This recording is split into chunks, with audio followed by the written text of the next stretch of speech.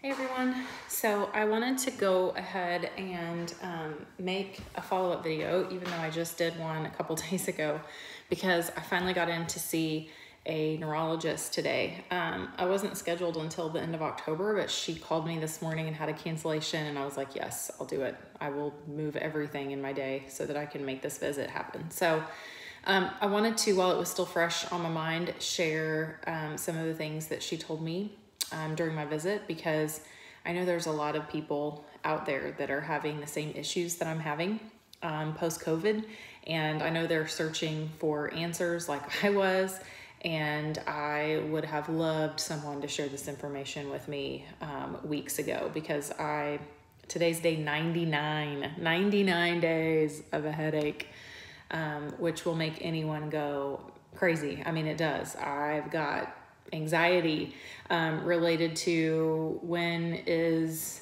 the next bad day gonna happen. I mean, I have a headache every day, but some days are way worse than others. And I really go to bed every night like, oh my gosh, am I gonna wake up in pain? And no one wants to live like that. And even depression. Often, I wouldn't say, I stopped short of saying often, because it's not often, but there's been maybe a handful of times that I've been crying to my friends and to Tom and saying, I can't live like this anymore. Of course I can. Of course I can. I would live with a headache every day to be here for my kids, but you just start to think, I cannot live like this. This isn't living. This isn't everything that I love about life. It has been changed. So anyway, I know there's people out there that are looking for answers, and so I just wanted to share what I learned today. And of course this was specific to me, but I know it's general enough that I think it could help some people. So basically, and here's the part that I wanted to share. This was new to me and clearly new to my primary care physician. The things that I've been taking, basically I'm doing everything wrong. So what I've been doing, here's what I've been doing. Sorry, allergies are killing me too on top of everything else.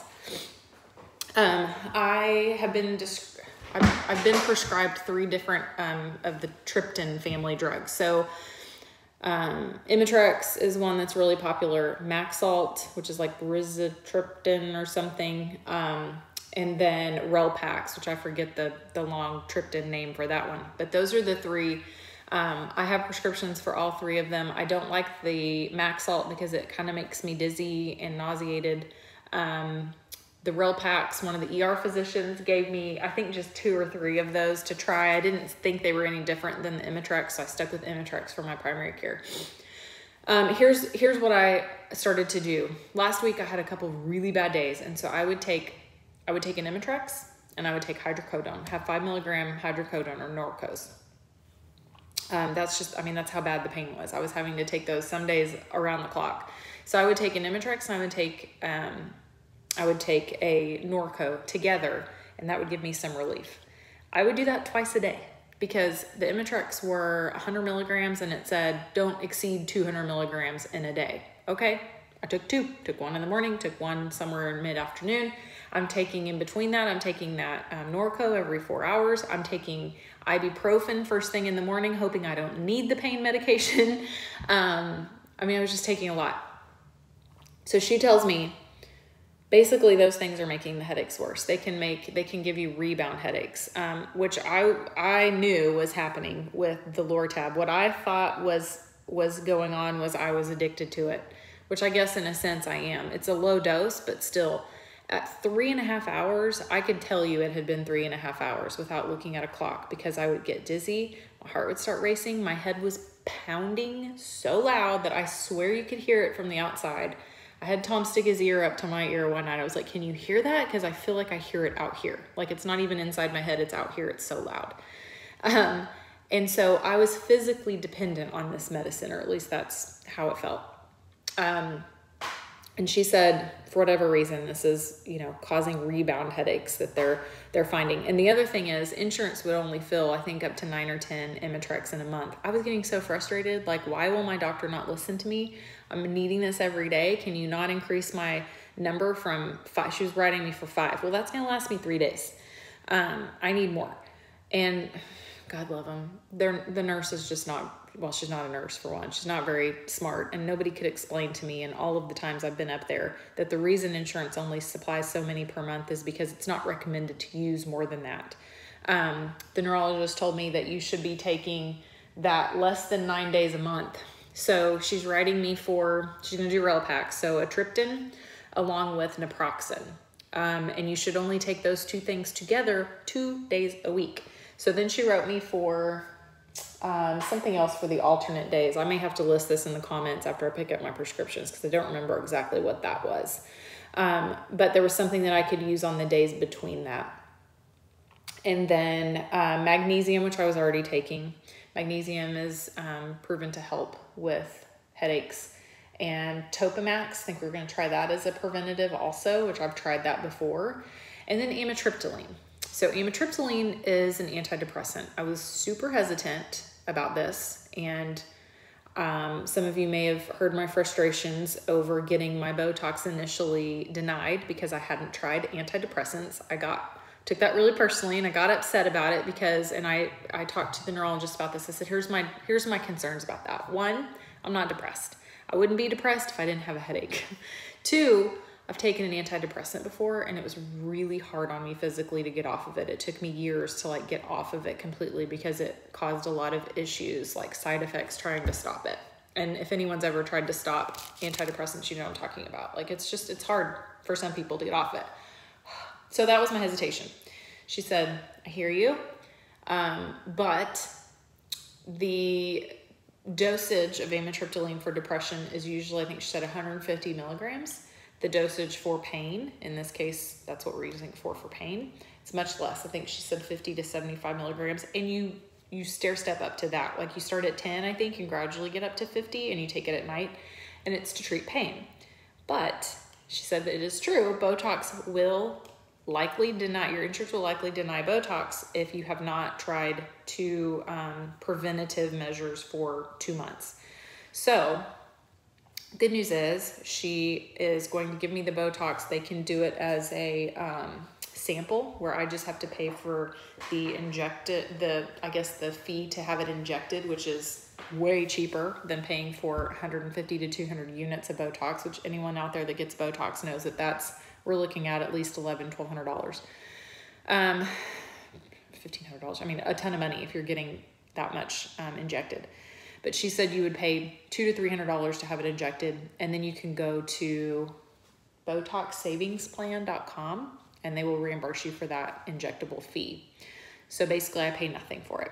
She said she does think that it will help. She's had some patients where it helps after the first treatment, others it may take 2 or 3, but she's got other ideas of how to treat this pain if my as-needed medicines that she's prescribing me, the preventatives and the Botox, don't work. There's other aggressive things that they can do.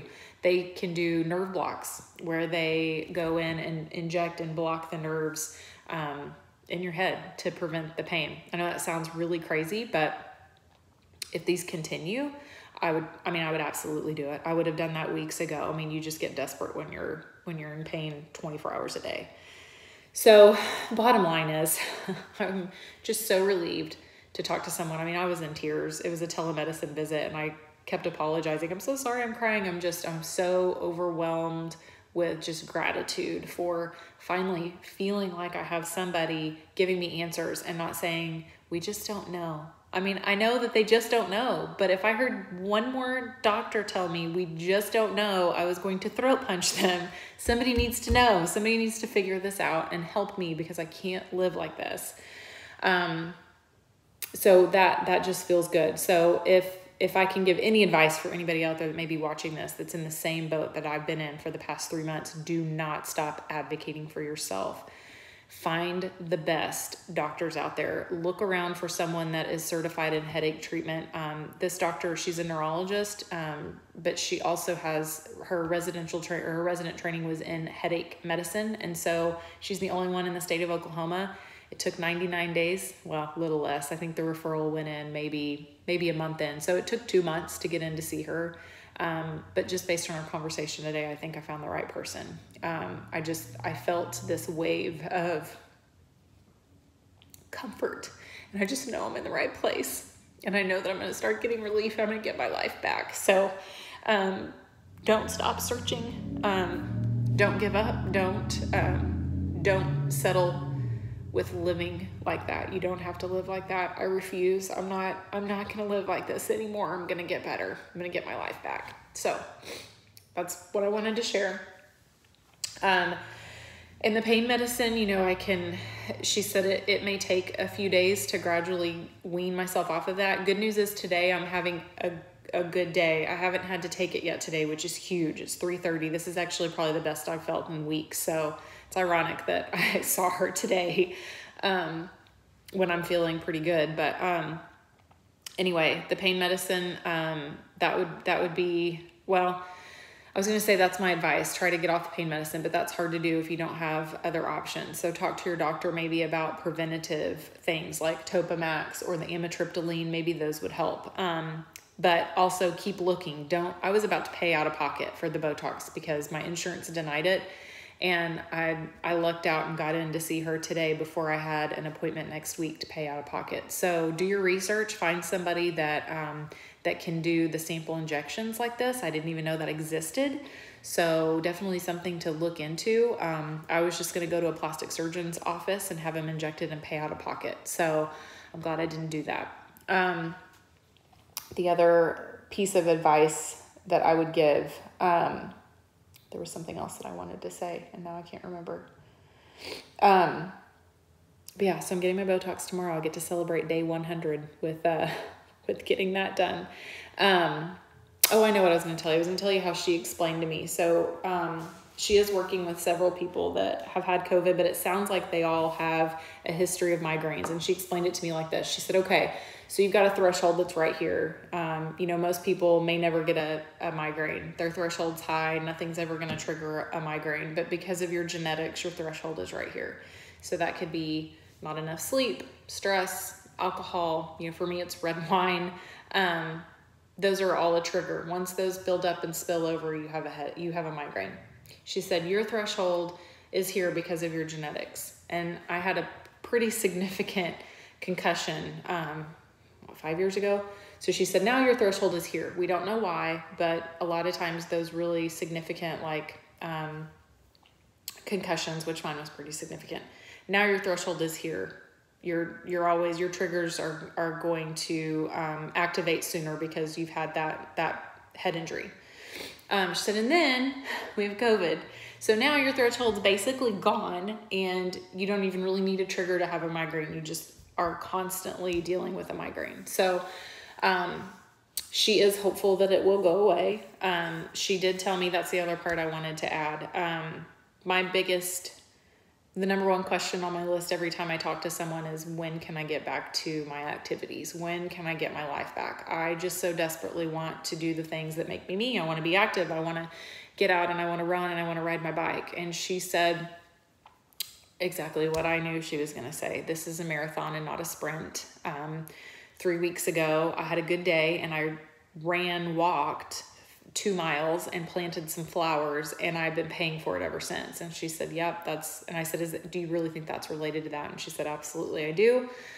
She said, you can't just go from being sidelined to running 2 miles. That may not be much to you, but that's a lot to your body right now. And basically I need to set my expectations way, way lower. And I need to do, my goal right now should be 10 minutes of very light to moderate exercise versus moderate to heavy exercise, which is what I'm used to. So walking for 10 minutes and do that for several weeks, and then maybe add another 5 minutes to that. And, of course, I think this is the part of the call where I'm crying because that's not what I want to hear. But it's my life and I want my life back and I want to be pain-free, and I'm willing to do whatever that means. So if that means I don't get to exercise, I don't get to exercise. So anyway, thank you for listening to this. For those of you out there that love me, I guess you're just going to have to love me fat and happy, because that's what I plan to be for the next few months while I'm healing. Just my priorities have shifted, and that's okay. That's what life's about. We have to roll. So I'm just going to have to watch what I eat. Anyway, that's my update. If anybody has any questions, certainly reach out. And if anyone out there is watching this that's looking for answers for COVID-related headaches, please reach out to me. I hope that my next video is just a week or two from now, and I'm telling you how amazing these treatments have been and how I feel so much better and how I got my life back. She told me not to be super hopeful that it would work the first treatment. It may take 2 or 3, but that she's there to help me with the pain between those treatments. So that makes me feel so much better, and not just, well, we just don't know. How about let's try a stronger pain medicine, which is what I've been hearing for the last 99 days. So it feels good. Okay. Thanks for bearing through all that. I know that was a lot of rambling, but love you guys. And hopefully I'll be making an update video really soon telling you how great I feel. Okay, bye. Have a good day.